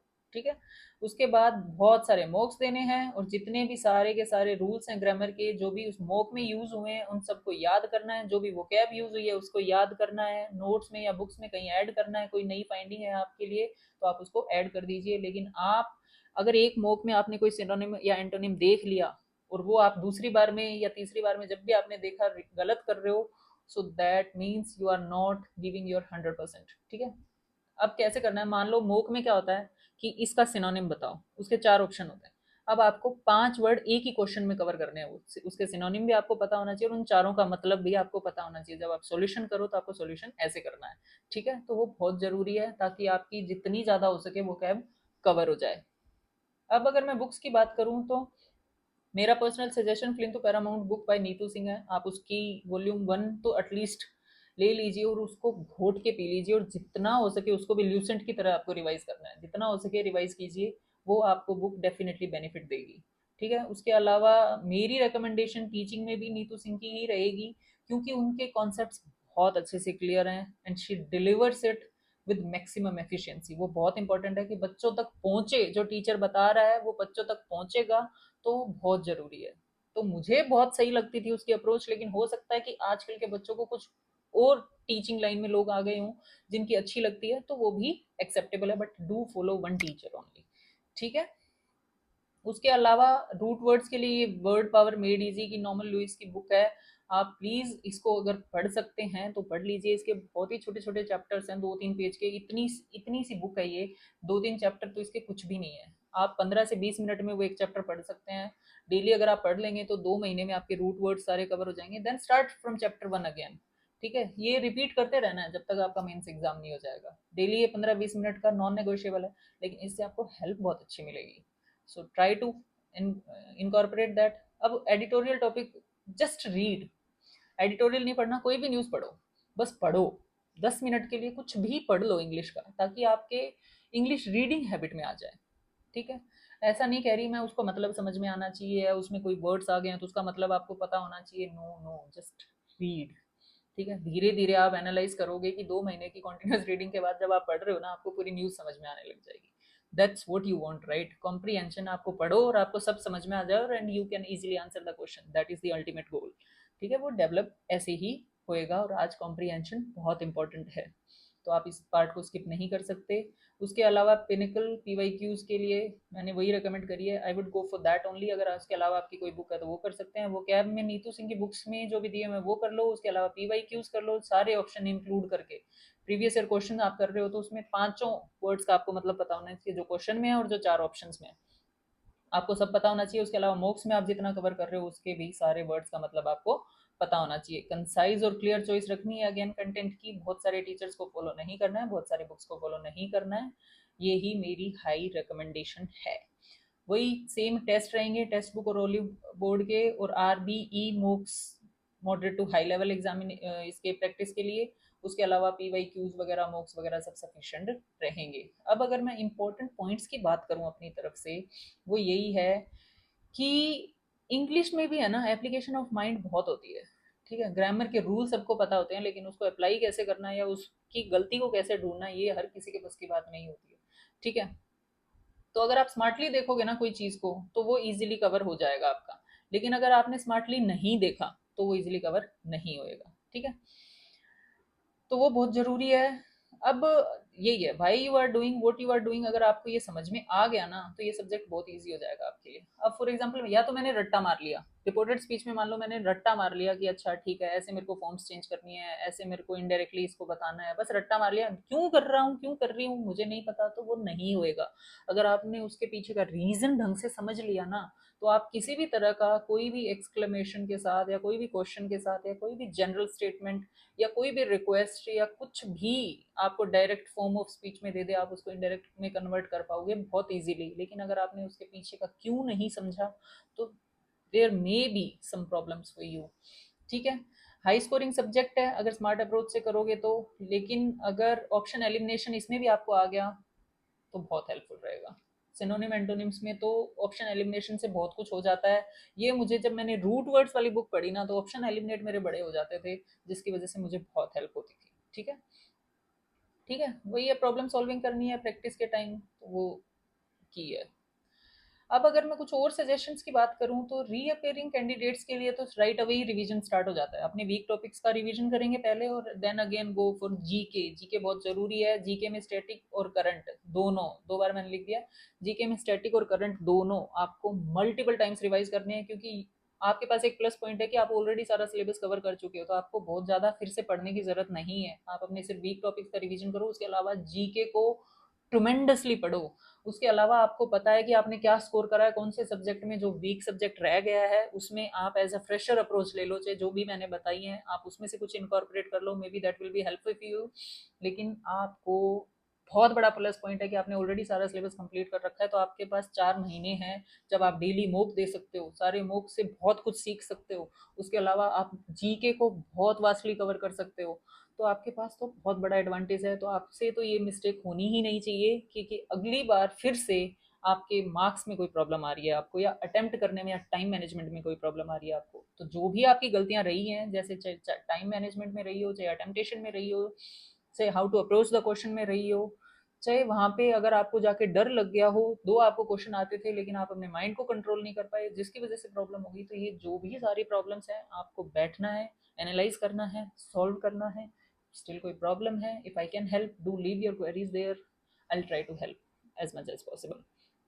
ठीक है, और अगर फ्रेशर्स हैं तो फर्स्ट अटेम्प्ट कैंडिडेट्स हैं वो भी इजीली कर सकते हैं, क्योंकि ये जो एसएससी का लेवल है ना यार, ये 12th लेवल का ही है, ग्रेजुएशन लेवल का तो कुछ है ही नहीं इसमें। तो इसमें ऐसा कुछ नहीं है कि आप कवर नहीं कर सकते, बहुत इजीली आप कवर कर सकते हो। तो बस आपको ध्यान में ये रखना है कि आपको सबसे पहले सारा सिलेबस थॉरली कवर करना है। ठीक है, आप ये नहीं सोच सकते कि यार ये छोड़ दूं वो छोड़ दूं, ये सब चीज़ें नहीं है। पहले सिलेबस कवरेज पे ध्यान दीजिए। ठीक है, वीकेंड्स पे मॉक्स होने चाहिए, उसमें आपको कोई चेंजेस नहीं करने हैं।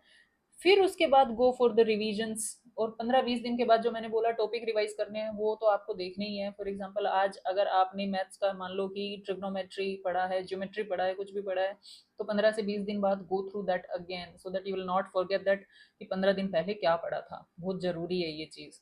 ठीक है, अगेन आपको जीके का पहले स्टैटिक पार्ट कवर करना है, ठीक है, don't go for current first, freshers के लिए ये बात है, गो फॉर स्टैटिक फर्स्ट, ताकि आप 100% कॉन्फिडेंस से कह सको कि आपने काफ़ी हद तक जीके को कवर कर लिया है, क्योंकि करंट अगेन बहुत वास्ट है, उसमें से कुछ मेजर उठा के आपको पढ़ना है, तो वो आप इजीली कर लेंगे। पहले स्टैटिक को देख लीजिए। मॉक्स तो आपको करने ही है, पहले तो वीकली मॉक्स करने हैं जब तक सिलेबस नहीं हो जाता, और उसके बाद go for daily मॉक्स, that is non negotiable.